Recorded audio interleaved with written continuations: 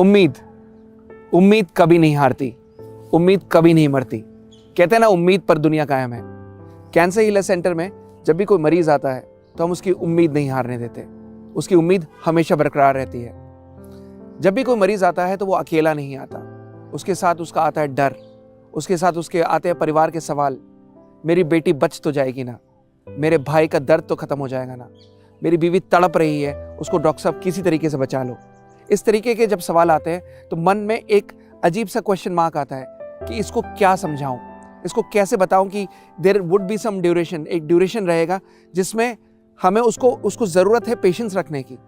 क्योंकि जब वो आता है तो उसका भयानक चेहरा हो चुका होता है, मरीज टूटा पड़ा होता है, हीमोग्लोबिन डाउन होता है, चेहरा काला पड़ चुका होता है, बाल उड़ चुके होते हैं और डॉक्टर्स कह देते हैं कि भाई अब सेवा करो, कुछ नहीं हो सकता, घर ले जाओ, जो सेवा कर सकते हो वो करो।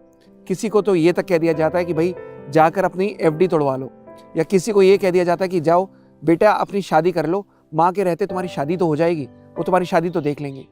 सोचो उस बेटे के ऊपर क्या बीतती होगी जब वो अपना इलाज कराने के लिए डॉक्टर के पास जाता है तो बिल्कुल जब नॉर्मल होकर उसकी मदर या फादर चल कर जाते हैं, लेकिन 6 कीमो के बाद, 12 कीमो के बाद उसको व्हीलचेयर में लेकर उसको हॉस्पिटल में ले जाया जाता है।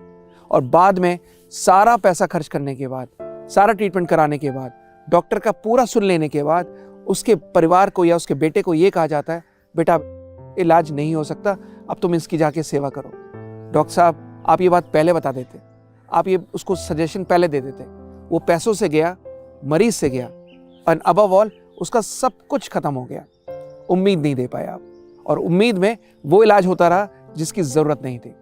जब कैंसर हीलर सेंटर में इम्यूनोथेरेपी में इलाज होता है तो इम्यूनोथेरेपी में उसकी उम्मीद बरकरार रहती है। क्यों? क्योंकि उसको रिजल्ट दिखता है, उसको रिजल्ट हर 15 दिन में, हर 1 महीने में दिखता है।